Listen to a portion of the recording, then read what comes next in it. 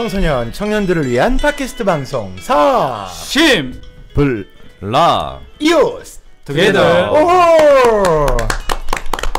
와, 2018년 무술년 연초에 따끈따끈한 방송을 위해서 오늘도 달려와 주신 세 분의 신부님들 소개해드리겠습니다. 네, 안녕하세요. 저 2018년도에는 저도 프랑스어를 공부해서 샹송하나를 한번 하고 싶은 네. 현정수 신부입니다. 네. 가능할까요?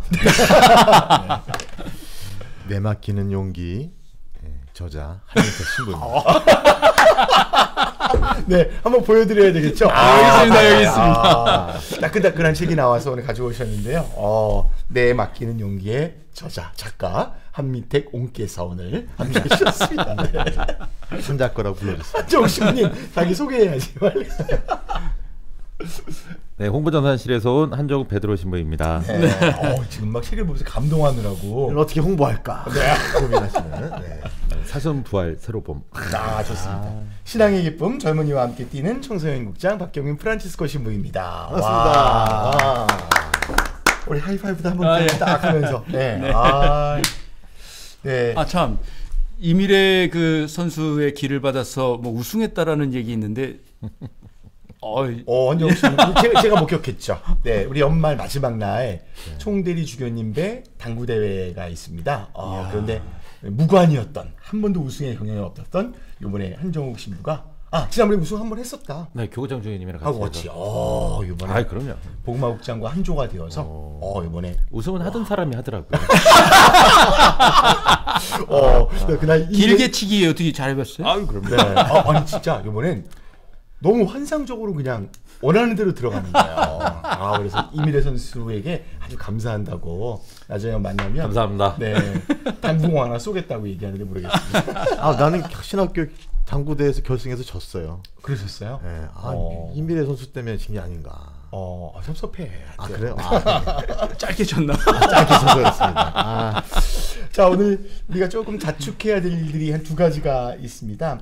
우리 사신불라가 조금 홍보가 돼 가고 있는 것 같은데요. 그래서 유튜브의 이제 구독자 수가 이제 100명을 드디어 지금 넘어섰고요. 지난번 달 12월 달 조금 좀 올라갔어요. 그래서 월 평균 이렇게 조회수가 어느 정도 되는가 봤더니 무려 한 4,500여 명 정도가 들어오셔서 조금이라도 이렇게 듣고 나가신 결과가 나왔습니다. 우리 사신불라 애청자, 시청자 여러분들께 우리 모두 감사의 말씀드리고요. 네, 번째로 우리 한민택 신부님이 하느님과의 숨바꼭질 두 번째, 그 다음에 이번에 또 연말에 책이 내셨는데 이거는 이번에 사순 부활 때 보면 참 좋은 책이라고 그러네요. 네, 내맡기는 용기. 잠깐 좀 소개해 주시죠, 뭐. 네, 사순 시기가 이제 성탄이 끝난 지 얼마 안 되는데 벌써 다가오잖아요. 그렇죠. 네, 그래서 늘 사순 부활 때 되면 또 어떤 마음가짐으로 시작할까 이런 생각 많이 하는데 다른 생각하지 마시고 일단 한번 이 책을 사서 읽어보시면 앞날이 확 열리리라는 확신을 갖고 또 아주 좋은 것은 아주 얇아요. 신경 좀 썼습니다. 얇고 또 굵고 글자는 크고 크고 그래서 이렇게 맘 먹고 읽으시면 대신 뭐 이렇게 후딱이는 책은 아니잖아요. 좀 이렇게 읽으시면서 묵상. 후딱이 뭐예요? 후딱이. 목차를 보시면 사순 부활 나눠서 제2수요일부터 1, 2, 3, 4 이렇게 단계적으로 준비할 수 있도록 또 부활의 기쁨을 단계적으로 만끽할 수 있도록 이렇게 해놨습니다. 언제 또 북콘서트도 또 하시게 되겠네요? 네, 아마 조만간 되면 이제 욱불라님께서 홍보를 해주시리라. 알겠습니다. 아무튼 고생하셨어요. 이렇게 축하드리신 가운데 우리 박수 한번 드릴까요? 네. 이번에 또 우리 이 집 내맡기는 용기도 우리 시청자, 애청자 여러분들도 많이 사서 읽어봐 주시면 고맙겠습니다. 자, 오늘 이 사신불라 이 시간에는요 연초를 맞이해서 교구장 주교님의 사목교서가 새롭게 발표가 됐습니다. 새로운 방법, 새로운 선교가 지향하는 바는 무엇이고 사목표가 신앙의 기쁨, 젊은이와 함께라고 정해졌습니다. 이것은 무엇을 의미하는지 좀 알아보는 시간을 좀 갖는 것도 올해 이 사신불라가 해야 될 중요한 또 이유와 목적이 여기 있지 않나 싶어서요. 오늘은 여기에 대해서 우리 네 명이 함께 여러분들 이해하시고 쉽게 좀 설명드리고 함께 저희의 생각을 나누는 시간을 갖도록 하겠습니다. 이 사목교서가 중요한 이유는 앞으로 3년간 수원교구가 이 사목교소를 바탕으로 앞으로 목표로 해서 쭉 이렇게 한 걸음 한 걸음씩 걸어 나가야 하기 때문입니다. 이 교소의 시작은 4차 산업혁명 시대의 도래와 인공지능의 출현, 그로 말미암은 가치관의 혼란을 겪게 될 우리 가까운 미래에 대한 진단으로 시작하고 있습니다. 우리 인공지능에 관련된 부분은 다음에 여기에 관계된 전문가분을 좀 모셔서 저희가 함께 또 이야기 나눠보는 시간 갖도록 하겠고요. 오늘은 또 주교님께서 교서 서두에 그리스도교 신앙의 단절 문제를 언급하고 계시는데, 오늘 첫 번째 키워드는 그리스도교 신앙 전수의 단절 문제, 여기를 가지고 함께 이야기를 시작해 볼까 합니다. 우선 한민택 신부님, 이 신앙 전수의 단절 문제에 대해서 이 교서는 어떻게 전해주고 있는지 좀 설명해 주시면 좋을 것 같습니다. 네. 사실 뭐 이 신앙 전수의 단절 문제는 뭐 이번 교서뿐만이 아니라 그 전부터 계속해서 주교님뿐만이 아니라 또 그렇죠. 우리 보편 교회 안에서 고민하는 네. 부분이고, 이것은 뭐 오랜 역사를 갖고 있는 유럽 교회뿐만이 아니라 지금 뭐 제3세계라고 소위 뭐 선교 지하기라고도 얘기하고 있는 그런 교회 안에서도 많이 좀 목격되는 그런 것이고, 사실은 각 나라마다 사회 문화적인 특성이 다르기 때문에 굉장히 좀 독특하고, 특히 우리나라 같은 경우가 정말로 이 신앙 전달에 있어서의 그런 단절 문제가 아주 첨예하게 드러나기 때문에 주교님들이 계속해서 이걸 강조하지 않나 싶습니다. 네. 그런데 우리나라가 다른 나라에 비해서 조금 빠른 속도로, 그렇죠. 네, 가정의 해체, 그리고 대화의 부족, 그리고 또 조금 신앙 전수의 이런 것들이 조금 급하게 되게 빠르게 전개되고 있다는 느낌이 들어서 조금 와닿는, 기성세대가 느끼는, 아니면 또 저희 한 15년 차, 20년 차 또 선배 신부님들이 느끼는 이런 것들은 체감은 조금 더 진짜 위기가 왔나 보다라고 하는 생각은 좀 들게 되는 것 같아요. 그 속도가 빠른 이유는 제가 볼 때는 이 성장의 속도가 너무 빨랐기 때문에, 그렇죠. 그 빠른 속도 안에서 우리가 위기에 대처할 수 있는 시간이나 준비가 아직 미비했지 않았나라는 생각이 들고요. 딴 나라는 한 50년, 60년, 100년간에 걸쳐서 경제 발전이 이루어져야 될 이런 속도가 우리는 한 30년 만에 이루어진 거잖아요. 특히 교회 안에서만 봐도 신자 수의 급증으로 인해서 물론 교회는 이제 좋지요. 뭐 사람들이 많으니까.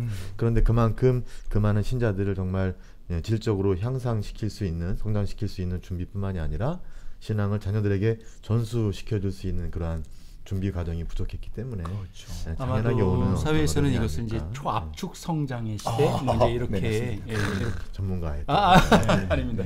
아직 그런데 이제 그럴 때 우리가 놓쳤던 것이 정말 많은 것 같아요. 우리가 놓치고 있는 것들이 분명히 얻은 것도 있지만 상대적으로 놓치고 있는 것들에 대해서 다시 한번 진지하게 고민하는 이 시간이 왔지 않을까 생각하고 있습니다. 우리 이런 단절의 원인들 어떤 게 있을까요, 한정욱 신부님? 네, 보게 되면요, 단절의 원인들을 보면 가정 안에서의 대화 부족, 그리고 대중매체의 영향, 상대주의적 주관주의, 시장만 배불리는 부분별한 소비주의, 그리고 가난한 이들 가운데서 그들과 함께 사는 사목의 결여, 교회 기관들의 환대부재, 그리고 다종교 상황 속에서 신앙의 신비를 지키고 되살리는 데서 겪는 어려움 등이 있다고 볼 수 있는 것 같습니다. 자, 우리 한종욱 신부님이 좀 하나하나 이렇게 잘 지적해 주셨는데요. 그럼 몇 가지만 좀 이렇게 하나씩 보면서 우리가 급성장, 아까 표현해 주신 것처럼 초압축 성장에 나온 결과, 거기에 대한 부작용 내지는 우리가 미처 대비하지 못했던 이런 상황에 대해서 우리 교회도 그대로 지금 이 여파를 안고 가고 있다, 이렇게 보고 있는데, 그리고 우선 대화 부족, 대중매체의 영향, 그리고 가난한 이들을 외면하는 사목의 결여, 우리가 지금 가슴 아프게 반성해야 될 부분인데요. 젊은이들에 대한 환대 부재, 요 한 4가지에 대해서 조금씩 각자의 생각들을 좀 얘기 나누면서 그 다음 또 그 단락을 좀 한번 살펴보면 좋겠습니다. 누가 먼저, 우리 한민택 신부님 좀 말씀해 주실까요?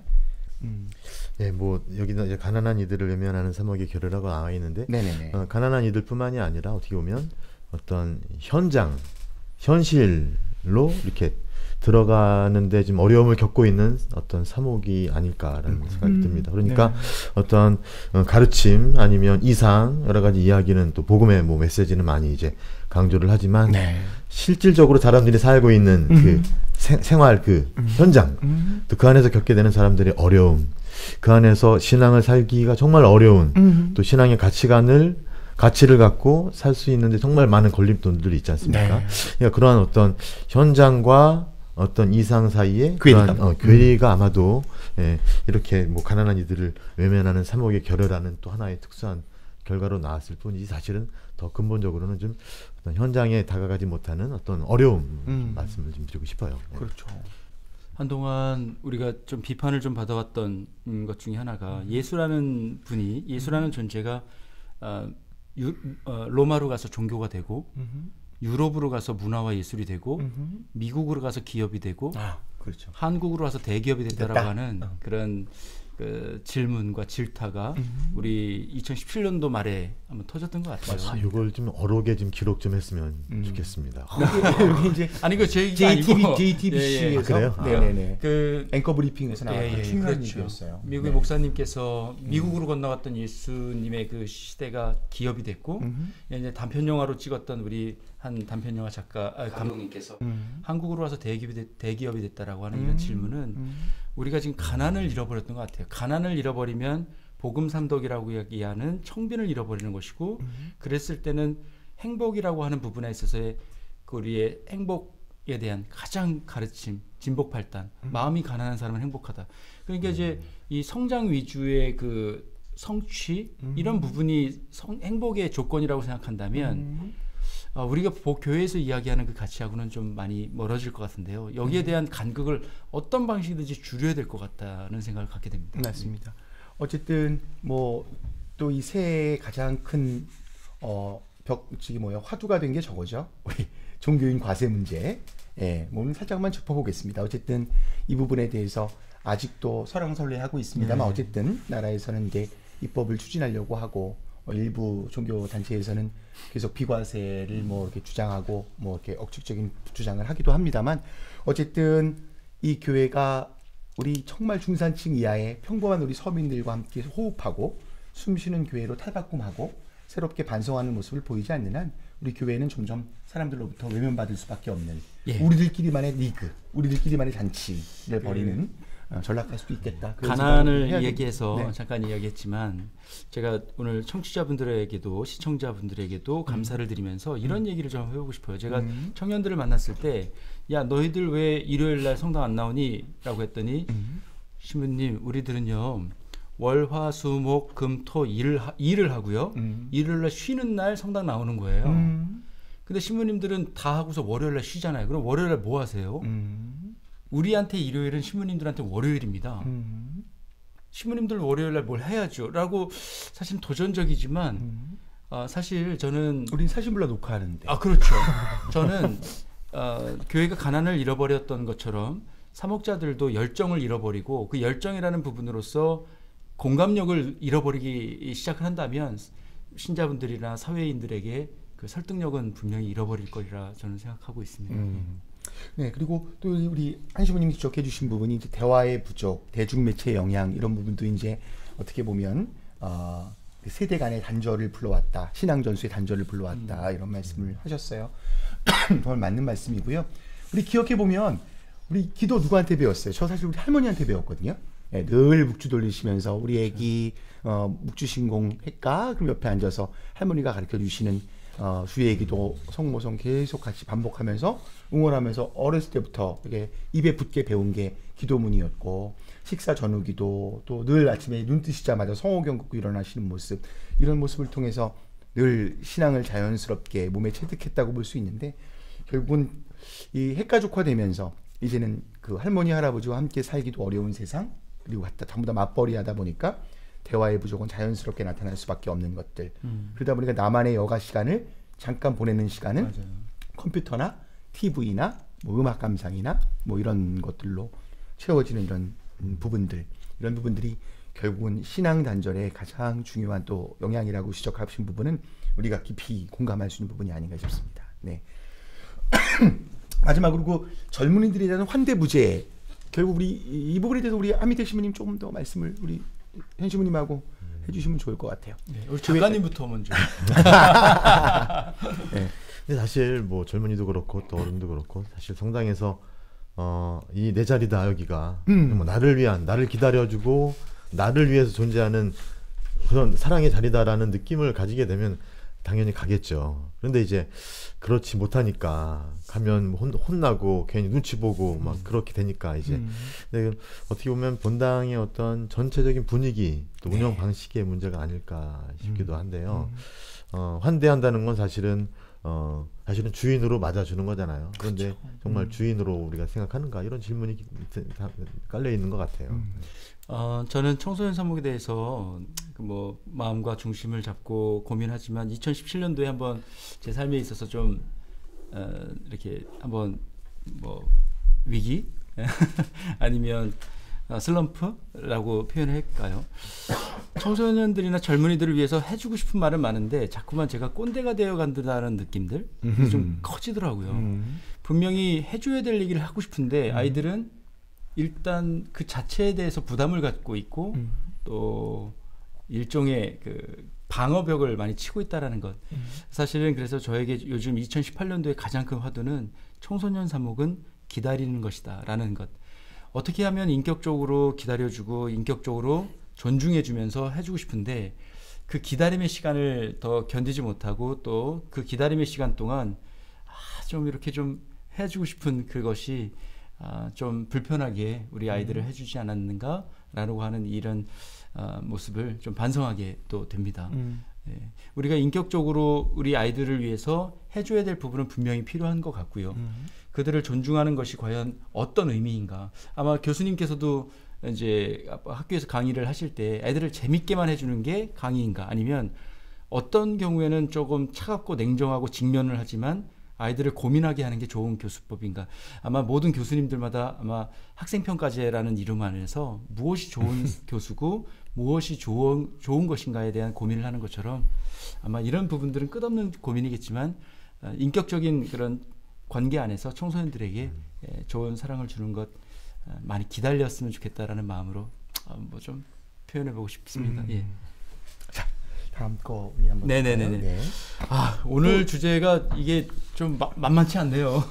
네, 그러나 한번 해보죠. 그러니까 우리도 만만치 않으니 신자들이 이게 만만하겠습니까? 예, 그렇죠. 그래서 그리고 저는 우리 이 첫 번째 우리 연초에 우리가 조금은 좀 진지했으면 좋겠다. 네. 그리고 이제 이 방송에서 교구장님의 사목교서를 설명해주는 방송은 하나도 없지 않습니까? 어떻게 보면 이런 시간을 통해서 더더욱 3년 동안 우리가 써야 될 굉장히 중요한 새로운 방법, 새로운 선교, 그다음에 신앙의 기쁨을 어떻게 젊은이들과 함께 나눌까라고 하는 이 주제이기 때문에 좀 과감하게 선택을 해봤어요. 그래서 오늘은 보시는 분들은 조금 재미없으실 수 있어요. 딴 방송에 비해서. 하지만 조금 함께 고민해 주시고 기도하는 마음으로 응원해 주신다면 분명히 또 오늘 방송이 갖고 있는 굉장히 중요한 소득이 있을 것이다. 저는 그런 생각을 갖고 있습니다. 이 원고를 먼저 받고 나서 딱 떠올랐던 성경 말씀이 루카복음 13장 33절이에요. 그래도 가야 한다. 네. 그래도 해야 된다라는 거죠. 해야죠. 포기할 수 없는 부분이니까요. 자, 저희가 이번에 함께 나누고 싶은 이야기는 어찌 보면 제가 이제 여기에서 그래도 본당 신부잖아요. 본당 신부를 하다 보니까 예전에는 당연히 넘어갈 수 있는 문제인데요. 이제 넘어가질 않아요. 예전에는 당연히 이렇게 되는 거 아닌가라고 생각했던 부분이 딱딱 걸릴 때가 있어요. 그러니까 왜 그렇게 해야 되죠? 이유가 뭐죠? 물어보고 예를 들면 거죠? 유아용세 같은 경우. 유아세례. 유아세례죠. 그거 아이들한테 선택을 맡기겠다라는 거예요, 나중에. 그래서 아니 그곳을 맡기면 안 된다라고 하고 싶은데 자유라는 거예요. 견진성사도 본인이 하고 싶으면 하고 안 하겠다면 어쩔 수 없다라는 것이고 이제 판공성사도 그렇게 되는 거예요. 점점. 야, 이거 그래서 또 혼배성사도 그렇죠. 이거 굉장히 중요하죠. 혼배성사도 마찬가지고요. 이런 민감한 문제들이 서서히 던져지는데 좀 당혹함이 좀 크게 다가오더라고요. 그래서 비단 뭐 이런 주제 말고 우리가 지금 이제 요즘 젊은 세대들이 그러니까 죄송합니다만 한 50대 이상의 기존의 신자들은 그냥 믿으면 돼. 교회가 가르치는 건 그냥 믿는 거야. 거기에 의의를 제기하거나 과도한 설명을 요구하는 것도 불경스러운 일이야 라고 가르쳤다면 그걸 믿었어요. 그런데 요즘 젊은 세대들은 그게 이제 통용되지 않는 시대가 돼버렸다는 거죠. 예, 이들에게는 납득 될 만한 설명 내지는 내가 왜 그걸 받아야 되는지 좀 세련된 표현으로 이해되지 않으면 이게 물론 그들만 탓할 부분은 아니라고 보여지고요. 이게 그렇죠. 우리가 갖고 있는 숙제일 수 있어서 그러면 오늘 지금 신부님께서 본당 사목하시면서 바로 겪고 있는 그런 이야기들입니다. 그중에 그냥 두 가지만 지난번에도 한번 얼핏 다룬 적이 있었던 것 같습니다만 유아 세례와 견진성사는 본인의 선택의 몫인가 아니면 우리가 이렇게 얘기하는 젊은이들에게 어떻게 조금 좀 이해하기 편하게 설명해 줄 수 있을까. 두 번째, 혼배는 꼭 성당에서 해야만 하는가라고 고민하고 있는 젊은이들에게 우리는 또 어떻게 조금 이해하기 쉽게 설명해 줄 수 있을까. 이 두 가지 문제만 잠깐만 터치를 하고 넘어가죠. 나중에 이런 부분에 대해서는 하나씩 좀 풀어나갈 또 기회를 좀 잡도록 하겠습니다. 제가 우선 질문을 던진 본당 신부님 입장에서 그럼 어떻게 설명해 주세요? 네 분에게 한번 좀 이렇게 거수로 한번 좀 해보죠. 직접 한번 해보죠. 왜냐하면 우리가 이제 신부다 보니까 그래도 세례는 줘야 된다라고 하는데 여기 계신 분들한테 한번 하나 둘 셋 하면서 한번 거수를 한번 해보죠. 네, 아이고 한번 해보죠.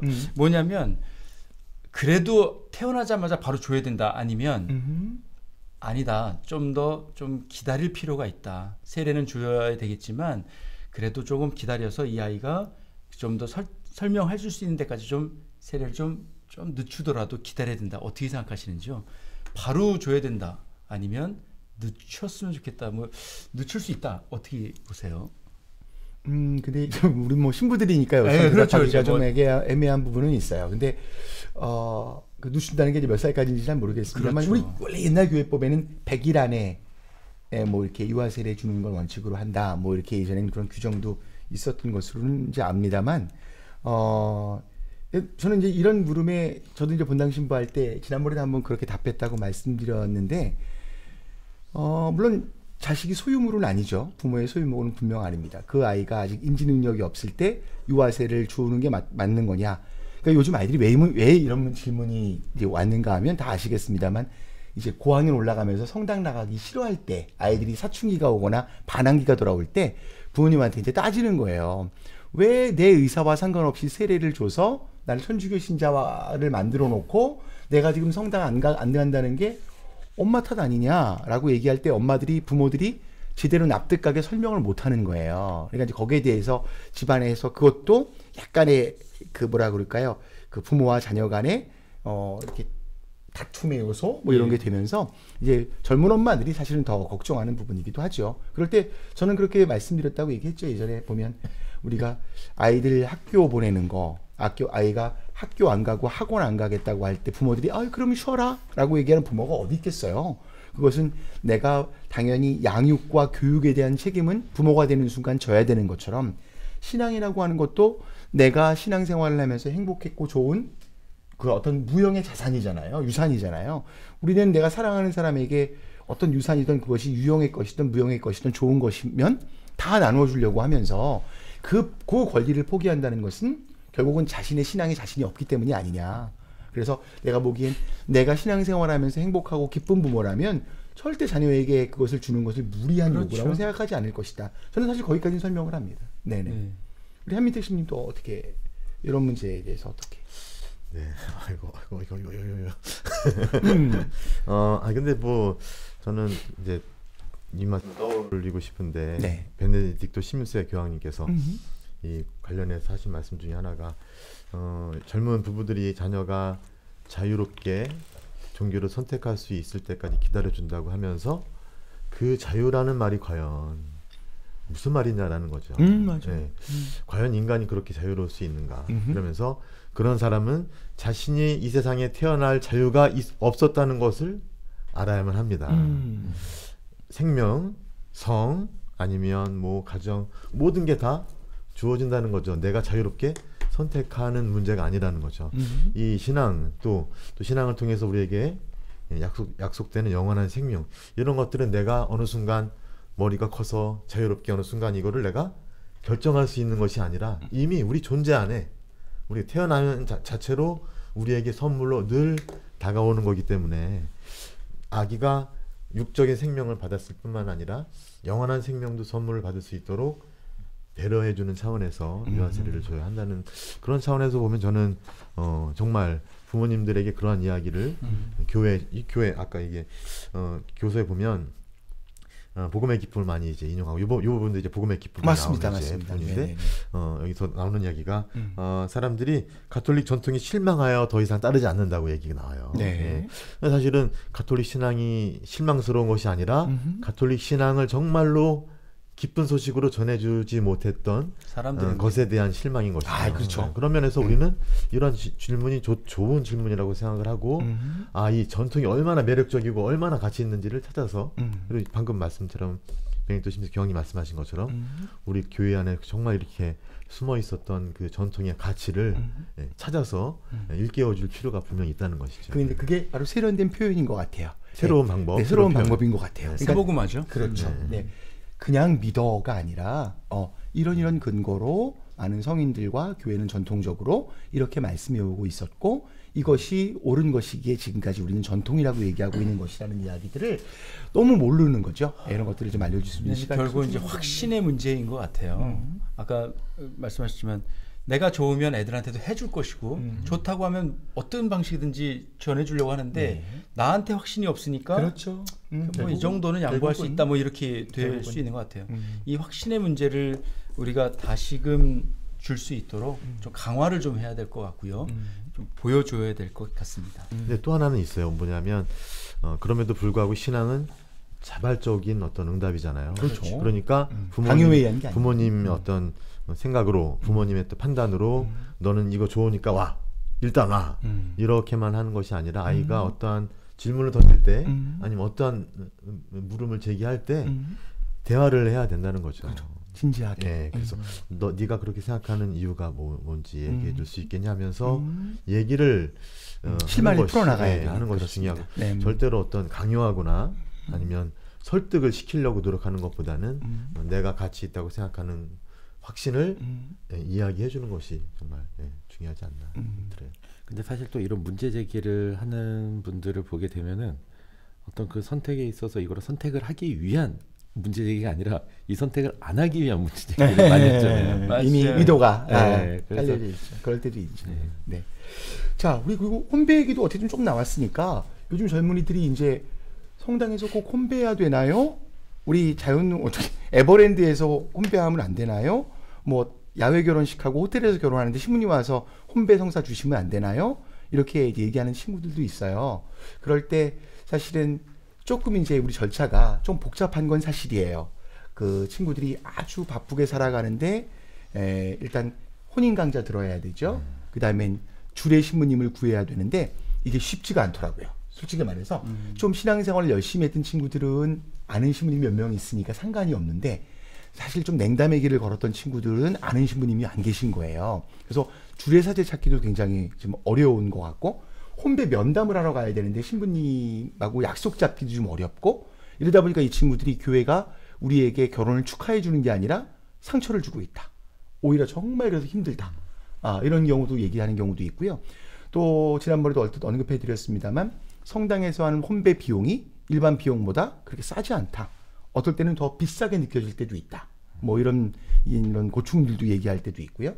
그 다음엔 또 한쪽이 비신자인 경우에 성당에 초대하기가 참 어려운 게 미사가 이제 혼배 미사가 1시간 정도 진행이 되는데 아무 의미도 모르는 그 분들이 오셔서 1시간 동안 그 혼배 예식을 보시게 하는 것도 예의에 맞는지 잘 모르겠다. 등등 이제 이런 젊은이들이 고충을 털어놔요. 이제 그래서 우리가 아무튼 뭐 그럼에도 불구하고 우리 신자가 성당에서 1차적으로 혼배해야 되는 것은 변할 수 없는 진리입니다. 그건 맞는 것인데 거기에 이제 우리가 어떤 절차들을 아까 말씀드렸던 그런 그들의 고충들을 조금 좀 품어 안아줄 수 있는 제도적인 방법적인 조금 개선책은 많이 논의가 돼야 되지 않겠나 하는 생각을 가져봐요.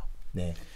그래서 청소년 사목이라는 화두 안에서는 꼭 빠지지 말아야 될 게 까논 델 루브리카라고 하는 담론 같아요. 뭐냐면 변하지 말아야 될 것은 도대체 뭐고 그렇죠. 변화되어야 할 것은 뭐냐라고 하는 이 담론은 청소년 사목에서는 꼭 고민해야 될 부분 같습니다.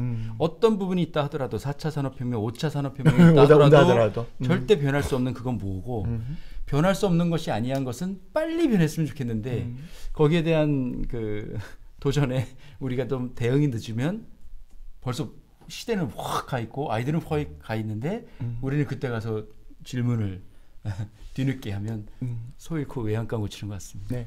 아무튼 뭐 오늘 이런 기회를 통해서 우리 본당 신부님들 특별히 혼배가 가능한 그런 교통편이 좋고 좀 이렇게 필요 현장을 잘 갖추고 있는 본당 신부님들께서 좀 더 우리 요즘 어렵고 힘든 삶을 살아가고 있는 젊은이들이 새 출발할 때 좀 더 본당에서 신경 써주시고 네. 좀 저렴한 가격에 좀 성당도 대여해 주시고 그렇게 해서 우리 가톨릭 교회가 새로운 출발을 정말 축하해주는 그런 메카 그런 역할을 좀 할 수 있도록 함께 힘을 좀 실어주셨으면 좋겠습니다. 네, 네, 그 정말 좋은 말씀인 것 같고요. 네.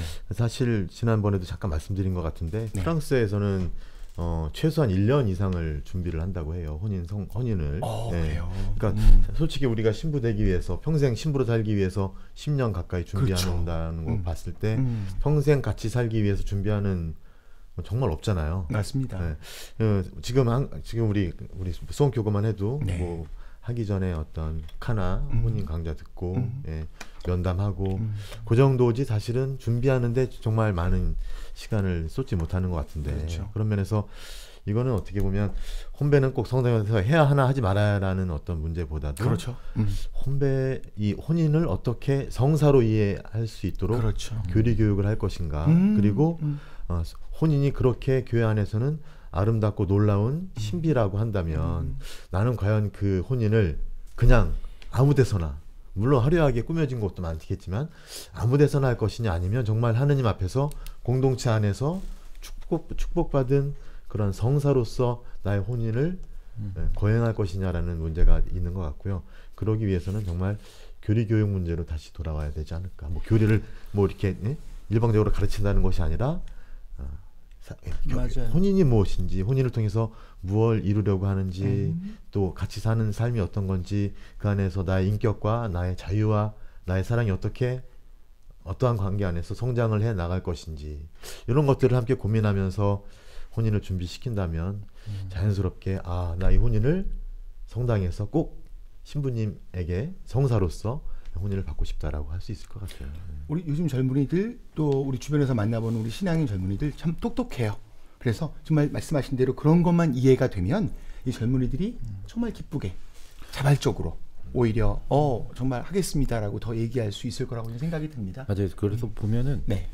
우리가 이 교회에서 성당에서 혼배하는 걸 힘들어한다, 가정 절차 복잡하다 이런 것 때문에 이제 꺼려하는 청년들도 많지만 사실은 그 카나 혼인 강좌나 이런데 교육이나 이런 거 받고 와가지고 참 혼배를 하는데 준비를 잘하고 있다라는 스스로가 느끼고 있는 청년들도 참 많더라고요. 그래서 어떤 다른 데서는 뭐 시간이 더 짧게 하고 그러는데 난 꼭 수원에서 하고 싶어요. 수원은 조금 더 이러이러한 거를 가르쳐 준대요. 그러면서 또 보면 이게 젊은 분들 하나 혼인 강좌도 준비하면서 난 수원교 보니까 수원에서 하는 거 가야지 그게 아니라 검색을 해보면 어디에서는 어떻게 하고 있고 커리큘럼이 뭐가 있고 어디는 커리큘럼이 뭐가 있고 그러는데 우리 교구에서 하는 게 뭐 시간이나 이런 거 좀 길지만 그리고 좀 힘들 수는 있지만 여기서 가르쳐주는 내용이라든지 그런 것들이 어떤 혼배를 했었을 때 내가 어떻게 받아들여야 되고 그리고 뭐 교회법적이나 이런 것들에 대해서도 어떻게 알려주고 있고 그래서 몰랐던 사실에 대해서 안다는 측면에서도 굉장히 이익이 됐다고 이득이 됐다고 얘기를 하거든요. 그래서 어쩌면 문제다라는 것에 대해서 이제 문제의식을 갖는 건 중요하지만 이렇게 잘 긍정적인 사례들도 맞아요. 좀 많이 알려주는 것도 대단히 필요한 것 같아요. 뒤쪽의 질문이지만 사실은 요즘 세대는 검색에 아주 달인 세대잖아요. 그러니까 이게 정보가 좋고 컨텐츠가 좋고 우리가 너무 세상에다가 너무 이렇게 주눅 두지 말고 가톨릭 교회가 가지고 있는 이 성사라는 것을 저는 자신 있게 세상에다가 한번 뭐 승부를 건다라는 것은 좀 그렇지만 자신 있게 얘기할 수 있었으면 좋겠어요. 예를 들면 아까 교리 이야기인데 청소년들하고 이야기하다 보면 항상 걸리는 게 여기서부터 걸리더라고요. 너 하느님한테 사랑받고 있다고 보니? 하느님께서 우리를 사랑하고 있다고 느끼니? 여기가 부정이 되니까요. 여기가 없어요. 그래서 이게 안 되니까 그러니까 아이들은 질문을 하는 거예요. 하느님이 나한테 해준 게 뭔데요? 당혹스러워. 이 세상을 창조해 주셨잖아. 산타클로스 보는 느낌처럼요. 그러니까 우리를 창조하셨잖아. 그러니까 아이들이 진화론과 창조론에 대한 충돌을 이제 저하고 이제 하는 거예요. 그래서 제가 얘기를 하다 보니까 결국은 아까 성사에 대한 말씀을 해주셔서 결국 창조론이라는 부분은 우리가 하느님에게서 온 것이고 진화론은 우리가 원숭이에서 왔다는 거잖아. 너 하느님한테 온 거 같니? 원숭이에서 온 거 같니? 그랬더니 이왕이면 하느님한테 온 게 좋잖아요. 근데 또 머리로는 학교에서는 진화론이라고 해야 되고 이 부분을 우리가 하느님에게서 왔다라는 부분들 하느님께서 우리에게 생명을 주셨다라는 부분을 성사적으로 풀어주지 않으면 이 답은 점점 멀어질 것 같은 생각을 듭니다. 딱 그래서 우리가 3월 달부터는 이 프로그램이 좀 개편이 됩니다. 그렇죠. 사신불라에서 한 주 우리 4명이 이런 고민들을 받을 거예요 앞으로. 그래서 청소년 질문을. 그래서 청소년 청년들이 이제 이런 거에 대한 자신들의 궁금증을 맞아요. 저희가 이제 그래서 뭘 하나 계정을 만들려고 해요. 글로 이제 이렇게 닉네임을 만들어서 올려주시면 저희가 한 3-4개 정도를 이렇게 매주 뽑아가지고 한 달에 한 번씩만 저희 4명이 미리 공부하고 오는 거죠. 좀 대답할 거리들을 갖고 와서 그런 이야기들에 대한 궁금증을 좀 풀어드리고 근데 그런 내용들이 아마 이런 데 다 섞이지 않을까 싶어서 그때를 좀 기대해 주시기 바라고요. 결국은 세대와 세대 간의 이런 단절들이 계속 이어지고 있는 가운데 이 단절이 이제 갈등으로 이어지면서 신앙 전수에 있어서도 단절이 심화되고 있는 게 사실이죠. 우리 한종욱 신부님 그런 내용들이 지금 정치, 경제, 문화 뭐 여러 전반적인 부분에서 일어나고 있지 않습니까? 네, 그래서 최근 국내 정치나 경제, 사회, 문화 전반에서 그 기성세대와 젊은이들 사이에서 드러나는 자기 주장의 표현 방식과 내용들이 어떤 갈등을 대립하는 모습들을 좀 보여주고 있습니다. 그래서 재작년에 보여줬었던 2016년에 촛불 집회 때를 생각만 해도 그렇고, 맞아요. 네, 올해 지방자치단체장 선거를 앞두고도 어떤 갈등의 불씨가 남아있지 않나 그런 생각을 좀 해보고 있습니다. 그러니까 과거에는 지역 간의 갈등 뭐 이런 거였다면 최근에 가장 큰 우리가 좀 조심해야 되고 빨리 극복하려고 노력해야 되고 해법을 좀 찾아야 되는 게 세대 간의 갈등이에요. 거의 10대, 20대, 30대, 40대 여기도 더하지만 아무튼 이렇게 젊은 세대와 기성세대 간에 서로의 책임 회피, 그렇죠? 우리가 지금 이렇게 힘들게 만든 건 기성세대가 책임감을 갖지 못했기 때문이야. 기성세대는 니들이 게을르기 때문이지. 옛날에는 우리 훨씬 애들도 많이 낳고 살았는데도 잘 살았어. 뭐 이렇게 얘기하면서 이해의 폭이 없어요. 이런 것들 어떻게 극복할 것인가, 이 부분이 가장 큰 숙제가 아닌가 싶어요. 네. 세대 간의 갈등 문제는 뭐 참 심각하죠. 앞으로 가면 갈수록 그 간극을 우리가 좁힐 수 있는 것은 결국 저는 성사이다. 하느님 안에서의 인격적인 만남이다. 이런 부분이라고 저는 생각되고요. 근데 이러한 문화가 과연 있는가? 우리 교회 안에, 우리 사회 안에 우리 안에 문화가 있는가라는 거죠. 근데 이제 인공지능 4차 산업혁명이라는 이런 시대의 흐름이 도전했고 많은 컨텐츠들이 우리한테 들어왔고 또 이런 부분들이 예전에는 상상하지 못할 정도로 인격적인 대면 관계에서 있었다가 이제는 오프라인 안에서도 또 모바일 안에서도 다양한 방식으로 여서서 이루어지기 때문에 이 사신불라가 이런 많은 다양한 이 수용과 욕구의 이 창출을 위한 뭐 계속적으로 우리가 얘기하지만 이 환경의 만남, 이 플랫폼을 만드는 데 있어서 정말 적절한 시기에, 그러나 늦었다고 보기에는 너무 아닌 바로 적절한 시기에 나왔던 2018년도 정말 또 큰 역할을 해야 될 것이라고 저는 생각하고 있습니다. 그래서 우리 너무 진지한 얘기만 하기 때문에 조금 좀 말씀드리면 우리 조회수 조금 늘었다고 저희 막 기뻐했잖아요. 근데 막상 들어가 보잖아요. 폭력 뭐 이런 그 좀 과도한 이런 것들이 들어있는 것들은 와, 조회수가 어마어마해요. 사실은. 그래서 우리는 사실은 너무 건전해서 앞으로도 계속 고전을 면치 못할 것 같아요. 근데 어쨌든 간에 이런 방송에 그래도 응원을 보내주시고 또 우린 그럼에도 불구하고 지치지 말고 한 걸음 한 걸음 이렇게 걸어가면서 우리의 문화적인 콘텐츠를 좀 만들면서 이렇게 한켠에 정말 이 복음이 세상에 잘 알려지고 우리 젊은이들이 또 조금 더 희망과 용기를 얻을 수 있는 그런 콘텐츠를 만드는데 지치지 말고 걸어가야 되겠다는 생각도 해보게 됩니다. 우리 한미태 신부님 요즘 세상의 이런 변화들에 대해서 한 말씀도 해주시죠. 네. 사실 사람은 그 관계잖아요. 그러면요. 인간은 섬이 아니다라는 책도 이제 토마스 머튼 신부님의 책도 있는데 사람은 그래서 원래 이제 관계를 찾잖아요. 관계를 맺고 근데 그 안에서 이제 상처 입고 하다 보니까 이제 멀리 떨어지고 혼자서 고립되고 그런 상태를 이제 또 살고 있는데 그럼에도 불구하고 사람은 계속해서 끊임없이 그런 관계를 나를 알아주고 뭐 댓글 같은 것도 사실은 뭐 예, 댓글 달면서 누가 내 댓글에 어떻게 반응하나 이게 더 관심이 있으니까 맞습니다. 늘 관계를 염두에 두는 것이기 때문에 지금 어떤 소통 방식이 바뀐다고 할지라도 그런 관계를 찾고 인정받고 싶어하는 어떤 그런 열망은 분명히 사실은 있다고 생각하고요. 네. 사실 그런 어떤 관계를 찾는 거 안에서 좀 복음이 선포될 수 있으면 좋겠고 사실은 뭐 제가 이번에 은근슬쩍 또 몇 페이지 어떻게 같이 볼까요? 아니요, 맨 앞에. 네네. 나에게 진정으로 필요한 단 한 가지. 단 한 가지는 한민족 신부와 떠나는 사슴풀. 아니, 네. 아니, 그게 아니라 네네네. 안에 열어 보시면 단 한 가지는 사실은 예수님을 아는 거라는 이제 말씀인데요. 그런 면에서 사실은 뭐 여러 가지 고민들 안에서 어떻게 내가 예수님을 알 수 있을까? 그리고 내가 안 예수님을 어떻게 전해줄 수 있을까? 그 문제 같아요.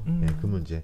우리 교서에도 나오지만 우리 그리스도인이 된다는 건 정말 그분과의 만남인 거죠. 그 만남 없이는 정말 불가능하다. 만남을 한 사람들이 그러한 관계를 찾고 대화를 찾는 사람들 속에 들어가서 그분을 이야기하는 그런 방향이 아닐까. 그래서 요즘 저는 그런 생각도 해봐요. 한정욱 신부님도 아마 동감하실지도 모르겠는데 청년들이 그래요. 개신교 아이들 친구들을 만나면 걔네들은 스스럼 없이 때로는 좀 억측스러워 보일 정도로 하느님, 예수님, 성경 이야기를 막 한다는 거예요. 그런데 그걸 비판하면서 결국 그걸 비판한다는 건 부러운 것도 있는 거예요. 나도 사실 그렇게 좀 확신 있게 얘기하고 싶은데 우리는 그런 언어를 몰라. 그러니까 내가 이 얘기를 어떻게 가톨릭의 가르침을 우리가 멋있어, 우리도 이렇게 좋은 전통이 있어라고 하는 걸 자신 있게 얘기할 수 있는 그들 나름대로의 코드나 언어가 정립이 안 돼 있어요.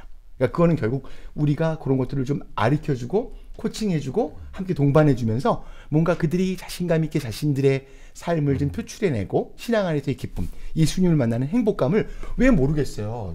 체험한 아이들 굉장히 많은데 이걸 밖에 나가서 표현해낼 줄 아는 방법을 잘 모른다. 그래서 우리가 그런 부분들도 이런 방송을 통해서 조금씩 좀 용기를 드리는 방송이 됐으면 좋겠다 그런 생각도 갖게 되네요. 자, 우리 한정욱 신부님 또 함께 교서 내용 조금 좀 살펴봐 주시겠습니까? 그래서 거기도 그렇게 지적하고 있는 부분이 있어요. 그렇죠? 맨 마지막에 보시면. 네, 그래서 우리는 더욱 적극적으로 그리스도를 선포할 새로운 방법을 찾아야 합니다. 그렇죠. 우리가 원천으로 돌아가 복음 본연의 참신함을 되찾고자 노력할 때마다 새로운 길들이 드러나고 창조적 방식들이 보이며 또 다른 형태의 표현들과 더욱 설득력이 있는 기호들이 생겨나지 않을까 합니다. 저는 이 교수에서 이 부분이 참 마음에 들더라고요. 다른 형태의 표현들, 설득력 있는 기호들이 생겨나지 않을까. 그러니까 우리가 이런 것들을 좀 고민해서 우리 젊은이들에게 그런 코드에 맞게끔 그런 것들을 자신 있게 좀 표현할 수 있는 방법들을 알려준다면 그들도 기꺼이 어떻게 보면 선교의 선봉장에 쓰지 않을까 하는 생각도 하게 됩니다. 자, 오늘 이런 의미에서 우리 올해부터 3년간 새로운 방법, 새로운 선교라는 교구장 주교님의 이 3옥 교서를 발표하고 모든 역량을 집중하려고 우리가 노력하고 있는데요. 바로 이 새로운 방법이라고 하는 게 통합사목을 지칭하고 있습니다. 새로운 선교는 젊은이들에게 시대에 부합하는 언어로 다가가자는 거죠. 이 두 개가 어떻게 보면 요약일 수 있는데요. 그럼 우리 본당 신부님 입장에서 한번 통합사목의 필요성에 대해서 조금만 한번 언급해 주시면 어떨까요? 네, 그렇죠. 네네. 사실 이제 잘 짜여진 그물망 구조의 통합사목을 이루자. 이게 단절된 것이 아니라 우리 함께하자라는 거죠. 그러니까 아이들의 부모님이 어른들이 이제 소공동체잖아요. 소공동체 어른들의 아이들이 또 청소년들이고요. 이것들이 함께 가지 않으면 가정 안에 있는 거고, 그렇죠. 그러니까 결국은 가정이라고 하는 이 부분이 정리가 되지 않고 가정의 전수가 되지 않는다면 우리 신앙의 위기가 올 것이고 교회의 비전을 찾기는 힘들 것이다. 그렇다면 이 가정이라고 하는 부분의 신앙이라고 하는 부분의 자리를 어떻게 또 심화시켜 줄 거냐. 그런데 이제 이렇게 되기 위해서는 새로운 방법과 새로운 선교에 대한 부분인데 우리 공동체도 좀 변화해야 될 것이 좀 전제가 돼야 될 것 같아요. 과연 주일학교 체제라는 그 구조가 계속적으로 가는 것이 맞는가라고 하는 것도 이제 다시 한번 질문을 해봐야 되고요. 그렇다면 구역반 공동체라는 소공동체 현재 이루어지고 있는 복음당의 7단계라든지 이런 다양한 방식도 이게 맞는 것인가라고 하는 부분도 조금은 좀 다시 볼 수 있어야 되리라 생각합니다. 또 하나의 측면, 저는 이제 요 교서를 준비하시고 또 요거 준비하면서 지금 복음화국과 이미 통합사목에 대해서 회의를 한 3-4개월 이상 계속 해오고 있기 때문에 조금 뭐 구체적인 말씀을 좀 드리면 결국은 우리가 연결고리가 약했다는 거죠. 어린이 사목, 청소년 사목, 청년 사목, 노인 사목 뭐 이런 걸 다 잘라놓고 이걸 마치 전문가도 없으면서 이런 것들을 다 따로따로 하려고 했다는 것에 대한 반성인 거예요. 이렇게 지금까지 해보려고 노력해 왔더니 세대 간의 단절만 더 가져왔지 이게 가정도 해체된 이 상황 속에서 이건 좀 불가능하다고 진단이 내려진 거죠. 그래서 이제는 10대, 20대 또 20대가 30대로 넘어가는 과정, 30대가 40대로 도약하는 과정, 또 40대가 중년이 되어가는 과정 속에 우리 교회는 그 안에서 성사적인 의미를 어떻게 부여하며 그들의 연결고리를 어떻게 만들어줄 것인가, 여기에 대해서 조금 더 긴밀히 이제 노력하다 보니까 청소년국만이 할 일이 아니라 복음화국과 그렇죠. 긴밀한 연관관계 속에서 때로는 사회복음화국과도 성소국과도 연결고리를 좀 찾아보자. 그래서 여기에 대해서 지금 대처하는 방법을 찾기 위해서 저희가 준비를 좀 하고 있습니다. 네. 저는 사실 그 통합 산목의 그 가장 밑바탕에는 네. 뭐가 있는가 하면 전 저의 개인적인 생각입니다만 네.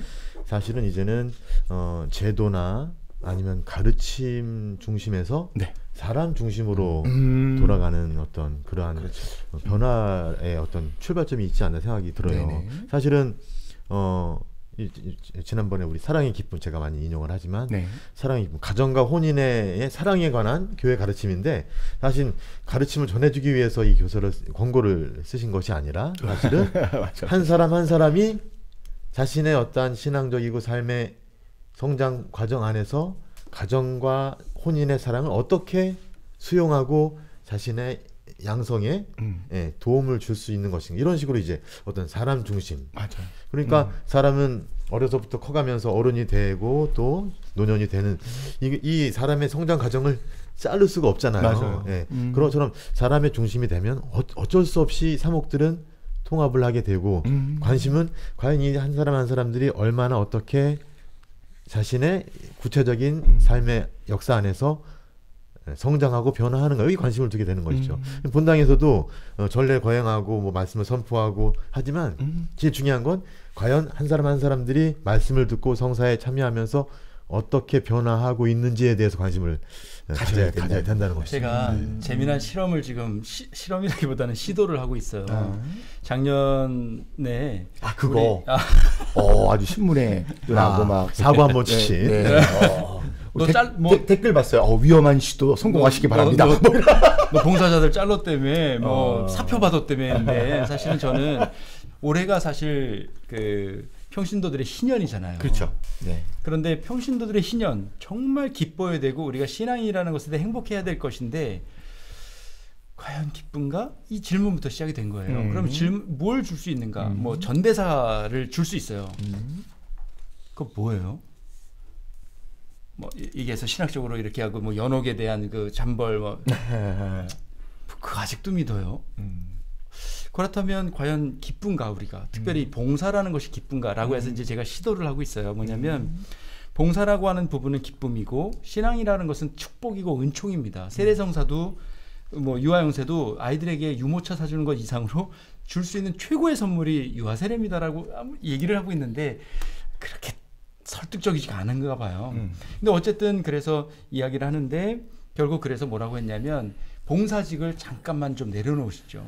봉사 끝나고 나서 냉담하고 봉사 때문에 상처받아서 신앙이 일에 지쳐서 지치고 과부하 걸린다면 모든 것 다 내려놓으시고 다시 시작했으면 좋겠습니다.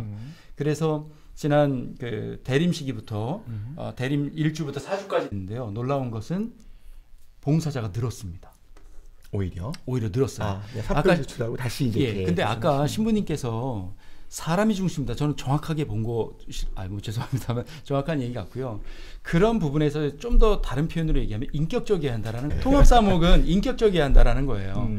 지시하거나 통제하거나 이런 것이 아니라, 그래서 놀라운 게 뭐냐면요.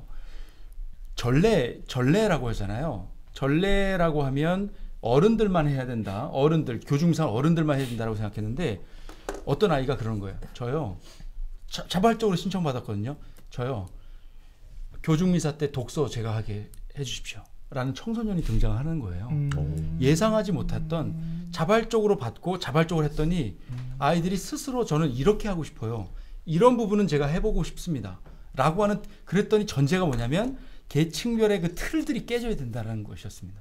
그동안은 우리는 이렇게 해야 된다, 이렇게 해야 된다라고 하는 그 구조가 새롭게 시도될 수 있고 시작될 수 있는 가능성을 열어줘야 되는데 그걸 안 열어주고 초등부는 이쪽으로 가, 중학생은 이쪽으로 가, 고등학생은 이쪽으로 가, 청년들 이쪽으로 가라고 딱 해놓고 여기서만 활성화시켜 라고 해놨더니 아이들의 생각을 너무 가둬놨던 그런 결과가 됐던 것 같습니다.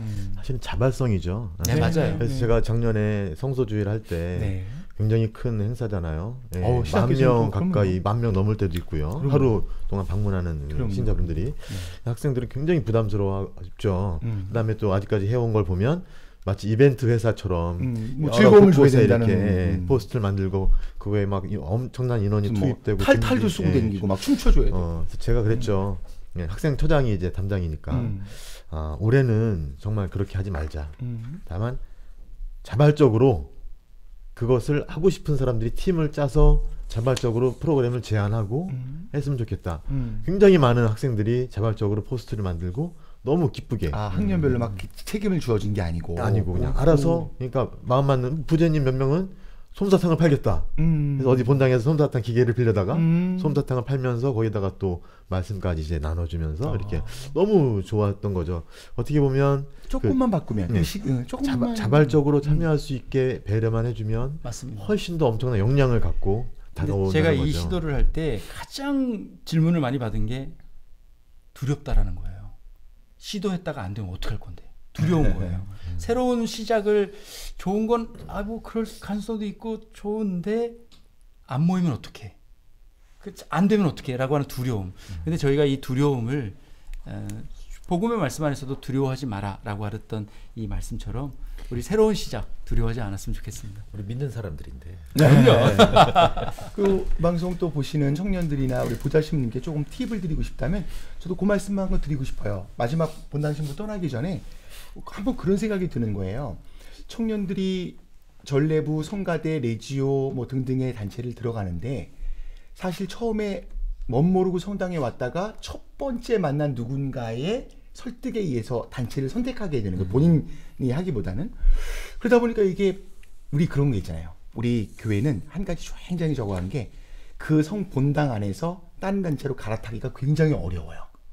왜냐하면 힘들어요. 배반한다고 생각하고요. 맞아요. 네, 그 용기 내기가 어려운 거예요. 그러니까 어떻게 돼요? 정말 나는 성가대 좀 가보고 싶은데 여길 그만둘 수가 없는 거예요. 그러다 보니까 이게 몇 년 지나다 보면 뭔가 상처도 입고 아니면 냉담하게 되는 경우도 생겨서 이럴 필요가 굳이 없겠다. 한 2년에 한 번씩 애들이 기회를 줘야 되겠다. 그래서 하나는 자, 너희들 2주간의 시간을 줄 테니까 나한테 직접 써가지고 난 지금 현재 어느 부서인데 어느 부서를 희망한다고 다 옮겨주면 이번에 한번 털고 가자 라고 했더니 많지는 않아요. 많지는 않은데 한 5명의 친구들이 전례부에서 성가대를 희망했고 성가대 중에 마침 4명 정도가 또 전례부를 오고 싶어 하는 거예요. 자연스럽게 트레이드가 된 거죠. 그런 기회를 통해서. 또 본당 신부가 공식적으로 털어주니까 말이 안 나와요. 그건 공식적으로 아예 총회를 하면서 얘기를 한 거니까. 그래서 제가 보기에는 이런 기회도 한 번쯤은 스스로가 자신들이 희망하는 단체나 이런 것도 다시 한번 정리하고 함께 할 수 있는 기회를 또 주는 것도 신자들에게는 또 새로운 쇄신의 의미가 아닐까 하는 생각을 가져봅니다. 맞습니다.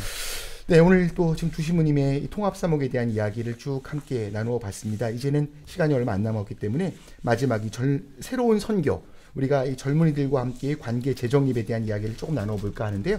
여기서 우리 한정욱 신부님이 조금 더 보충 설명을 좀 해주시면 좋을 것 같습니다. 네. 예, 본당 중심의 가두 선교 같은 방식이 어떤 기성세대들에게는 여전히 유효하겠지만 세상의 변화에 민감한 젊은 세대들에게는 전혀 매력이 없게 느껴질 수도 있습니다. 그래서 이미 젊은이들이 사라져버린 교회에 현실의 일을 말해주지 않나 생각해 봅니다. 그래서 이제 우리는 어떻게 하면 젊은이들에게 예수 그리스도의 말씀을 듣게 할 수 있을까를 고민해야 될 때가 오지 않았나 생각을 좀 해보게 됩니다. 지금 우리 1시간 정도 얘기하면서 이미 많은 얘기를 나눴지만 이게 오늘 정리할 얘기입니다. 그렇죠? 네, 맞습니다. 우리 현시부님 조금 더. 저는 하느님과 그리스도인의 그 사랑으로서 진실함을 믿고 두려워하지 말고 주님께 내맡기는 용기 꼭 간직하시면서 2018년도 신앙 안에서 머무르셨으면 좋겠습니다. 한 신부님은 조금 아까 얘기했던 거 정리해 주시면 되겠네. 사람 중심. 네, 그리고 특히 이제 아까 처음에 말씀드렸던 현장 중심. 네. 그래서 우리가 갖고 있는 가르침, 우리가 갖고 있는 제도, 우리 안에 어떤 이런 것으로 이렇게 끼워 맞추려고 하는 것보다 가서 그들의 고민도 함께 들어주고 어떤 생각을 갖고 있는지 함께 질문도 던지면서 그들 스스로가 자신의 삶 안에서 아주 중요한 인물 한 분, 그분을 만날 수 있도록 사람 중심으로 이렇게 동반해 주는 것이 앞으로 나가야 될 길이 아닐까 생각합니다. 여기 다 있는 것 같아요. 네. 우리 저기 우리 한정우 신부님 너무 노골적으로 한정우 신부님 이렇게 네, 가슴 뛰는 사슴부활 영통령. 네.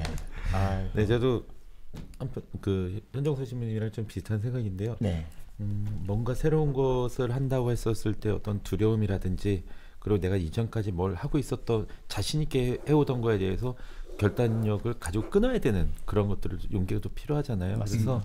그래서 새해는 우리 젊은 분들이 어떤 그런 결단력 그리고 어떤 그 노력들 이런 것들 안에서 정말 하나님께서 도와주신다는 우리들은 믿고 있잖아요. 우리들은 믿고 있으니까 젊은 여러분들이 시도를 하게 된다면 그 안에서 분명히 하나님의 뜨거움이 그들 안에서 이루어지지 않을까 생각을 해보게 됩니다. 여기서 이제 한 가지 조금 이제 어르신들 우리 기성세대들의 아니면 또 신부님들의 오해를 좀 풀어드려야 될 한 가지가 있는 게 뭐냐면 올해 표어가 이제 신앙의 기쁨 젊은이와 함께해요. 이렇게 정했더니 사실 정한 거는 통합사목을 준비하는 저희 청소년국 신부 직원 복음화국 신부님들 직원들이 함께 의견을 내서 정한 거예요. 주교님이 이제 허락을 해주신 건데 그랬더니 지난번에 어떤 신부님이 청소년국장이 얼마나 백을 썼으면 교구장님이 젊은이와 함께라는 표를 썼냐고 이렇게 말씀을 하시는 거예요. 그리고 듣고 나니까 본당에서 보면 어르신들이 좀 섭섭해하실 수도 있겠다. 우린 뭐야? 우리는 맨날 젊은이 청소년들만 얘기하는 거 아니야? 이렇게 오해하실까봐 말씀을 드리는 건 젊은이를 위하여가 아니라 젊은이와 함께잖아요. 그리고 앞에는 신앙의 기쁨이잖아요. 그렇죠? 신앙의 기쁨을 이미 체험했고 맛본 기성세대가 요즘 젊은이들과 함께 이 신앙의 기쁨을 어떻게 전수해주고 나눠줄지 연결고리를 찾자는 맞아요. 그리고 의미입니다. 청소년 사목은 아이들만 데리고 하는 게 아니고요. 본질적으로는 가톨릭 교회가 젊어져야 된다라고 그렇죠. 하는 바로 그 부분이에요. 그것을 맞습니다. 놓치지 않았으면 맞습니다. 좋겠습니다. 그러니까 지금까지의 40년, 50년 신앙생활 하셨던 이 어르신들이 안 계셨다면 어떻게 지금 우리 후손들이 있을 거며 지금 우리 수원교회가 또 얼마나 이렇게 교세가 커질 수 있었겠어요. 다 여러분들의 덕인데 그래서 그 열정과 그 젊은이다운 패기를 잊지 말아 주십시오 라고 하는 마음 플러스 그 다음엔 그런 기쁨을 그런 열정을 그런 신앙의 믿음 고백을 이제 우리 후배들에게 지금 세련된 표현으로 잘 좀 해주시길 부탁드립니다. 이런 게 이 표 안에 잘 녹아있다라고 하는 것도 오늘 이 기회를 통해서 좀 알려드리고 싶습니다. 그래서 어르신들 섭섭하게 생각하지 마시고요. 이 부분은 다 우리 함께 고민하자는 부분입니다. 자, 오늘 어떻게 보면 오늘 이런 의미에서 사실문화 방송도 더욱더 우리 젊은이들과 플랫폼을 형성할 뿐만 아니라 우리 기성세대들과의 간극도 좁히는 그런 방송을 만들도록 계속해서 노력해 나가도록 하겠습니다. 2018년도부터는 청소년 청년들의 고민을 상담하고 나누는 시간을 한 주 마련할 예정이고요. 그 다음에 또 청소년 청년들과 가장 밀접하게 만나는 우리 보좌 신부님들 3-4분씩 한 달에 한 번씩 초대할 예정이고요. 그 다음에 또 아까 말씀드린 것처럼 우리가 요때는 이런 전문가가 좀 한번 모셨으면 좋겠는데 그런 분들 이렇게 한 달에 한 번씩 초대해서 저희도 공부하는 의미 또 그분들에게 저희가 또 질문을 던져드리는 그런 시간을 좀 가져볼 거고요. 또 제일 중요한 우리 청소년 청년들도 한 달에 한 번씩은 꼭 초대해서 그들과 함께 이렇게 허심탄회하게 얘기 나누고 짜장면도 한 그릇 사주고 이러면서 그들에게 조금이라도 힘과 용기를 주는 방송이 되기 위해서 노력하도록 하겠습니다. 오늘 연초에 우리 조금은 약간 무겁지만 한 번쯤은 꼭 터치해봐야 될 내용 우리 사목교서를 해가지고 함께 방송을 교구장님께 대한 충성 방송으로 또 한번 이렇게 함께 만들어 보긴 했는데 어떻게 잘 이해가 되셨는지 모르겠습니다. 그래서 여기 우리 한번 오늘 그래도 우리 이 구호를 한번 외치면 어떨까요? 제가 신앙의 기쁨 젊은이와 함께 한번 딱 외쳐주시고 내 맡기는 용기 맡기는 용기까지. 그 다음에 각자 인사하시면서 끝내는 걸로 할까요? 신앙의 기쁨 젊은이와 함께. 내 맡기는 용기. 아유 정말. 부끄러워. 정말. 네, 우리 아유 신부님들 이거 모서리로 한데. 네, 우리 신부들 감사드리고 각자 인사하시면서 오늘 방송 마치도록 하겠습니다. 네, 2018년도 한 해 하느님과 함께 용기를 내십시오. 감사합니다. 네. 사순 얼마 남지 않았습니다. 꽤 남았어요. 네, 모두 행복하고 건강하세요. 네, 신앙의 기쁨 젊은이와 함께 열심히 뛰도록 하겠습니다. 감사합니다.